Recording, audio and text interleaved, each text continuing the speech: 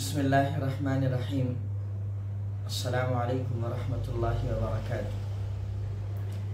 उम्मीद करता हूँ कि आप तमाम हज़रात खैर व आफ़ियत से होंगे, खुश होंगे, खुशहाल होंगे। अल्लाह पाक आप सबको अपनी अपनी ज़िंदगी में हमेशा खुश रखे। मेरे अज़ीज़ दोस्तों, आज जो बातें मैं आप हज़रात के सामने करने जा रहा हूँ, उम्मीद करता हूँ कि आप तमाम हज़रात को इंशाअल्लाह पसंद आएगी और अल्लाह की ज़ात से कवी उम्मीद है कि अल्लाह पाक मेरी इस बात को ज़रूर कबूल फरमाएंगे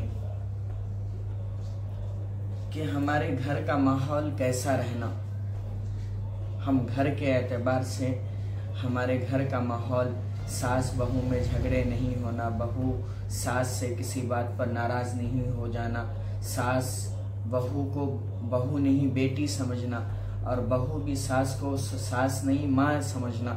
इसी मुद्दे पर मैं आप हज़रात से कुछ गुफ्तगू करने की जसारत कर रहा हूँ और मेरी बातें अगर मेरी माँ बहनों तक पहुँच रही हैं तो मैं उम्मीद करता हूँ कि अल्लाह पाक उनके जहनों में मेरी बात को पेवस्त फरमाए और मेरी बात को अल्लाह पाक उनको समझने की तौफीक इनायत फरमाए। कहा जाता है, मुअर्रिखीन लिखते हैं कि एक सास और बहू में अक्सर लड़ाइयाँ हुआ करती थी, अक्सर झगड़े हुआ करते थे और बहू सास से एकदम तंग और परेशान हो चुकी थी।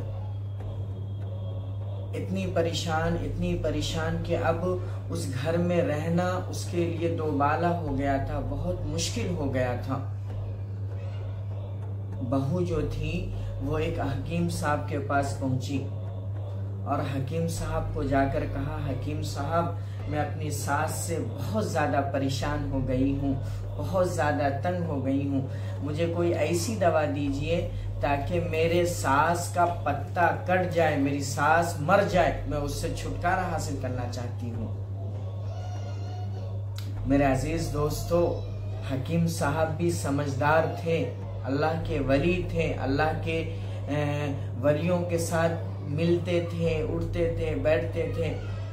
उनकी बरकत से उनके अंदर भी अल्लाह का दीन था, उनके दिल में भी अल्लाह के दीन की मोहब्बत थी। वो कौम का दर्द समझते थे। हकीम साहब ने उनकी बातों को समझ लिया, एक नुस्खा तैयार करके दिया, एक दवा दी कि देखिए भाई ये दवा है और ये दवा नहीं, ये जहर है। देखो दरअसल तुम अभी जाकर अगर जहर खिलाओगे और बुढ़िया टपक जाएगी तो आपके ऊपर इल्जाम आ जाएगा कि सास बहू में झगड़े हुआ करते थे और बहू ने सास को जहर देके मार डाला।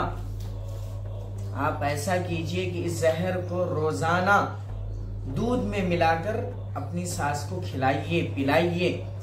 40 दिन के बाद वो बुढ़िया अल्लाह की प्यारी हो जाएगी। मेरे अजीज दोस्तों, इसके बाद हकीम साहब ने बहू को कहा कि देखो बेटा, आज से आपने दवा खिलाना स्टार्ट किया, दूसरा काम और करना है। एक काम तो दवा खिलाना है, दूसरा काम ये कि आज से सास आपको जो भी कहे खामोशी से सुन लेना है, उनकी बात का पलटकर जवाब नहीं देना है, हर बात को खामोशी के साथ सुन लेना है, किसी बात का जवाब उनको नहीं देना है। और कोई भी बात बोले, अम्मा जान आपका लाइए मैं कपड़ा धो देती हूँ, लाइए आपकी साड़ी इस्त्री कर देती हूँ, लाइए मैं आपकी खिदमत कर देती हूँ, आप बढ़ चढ़कर उनकी खिदमत कीजिए। पहला काम क्या कि वो जो जहर उन्होंने दिया कि ये सास को 40 दिन तक खिलाना है और दूसरा काम क्या है कि सास कोई भी बात करे तो सास की बात का बुरा नहीं मानना है। अब क्या था, बहू अपने घर आई, दूध के अंदर वो दवा मिला के पिलाने लगी। मकसद क्या था? मकसद था कि दुश्मनी का बदला निकालना, अपने दिल को ठंडक महसूस कराना, ठंडक महसूस होना हमारे दिल को, क्योंकि वो उससे जली भुनी हुई थी। और हकीम साहब ने दूसरा नुस्खा क्या बताया था कि जब आप अपनी सास के साथ सास की हर बात को मानना, सास की किसी बात को नहीं काटना। हकीम साहब ने दूसरा नुस्खा ये बताया था। यह औरत गई, अब घर में अच्छे से रहने लगी। सास दो बात कह देती थी तो यह खामोशी से सुन लिया करती थी। सास कोई भी बात करती थी तो खामोशी से सुन लेती थी, गुस्सा करती थी तो खामोशी से सुन लेती थी। रात में जब सोने जाती थी तो अम्मा जान लाइए मैं आपका पाँव दबा देती हूँ, पूरा दिन आप थक गई हैं, लाइए मैं आपकी खिदमत कर देती हूँ।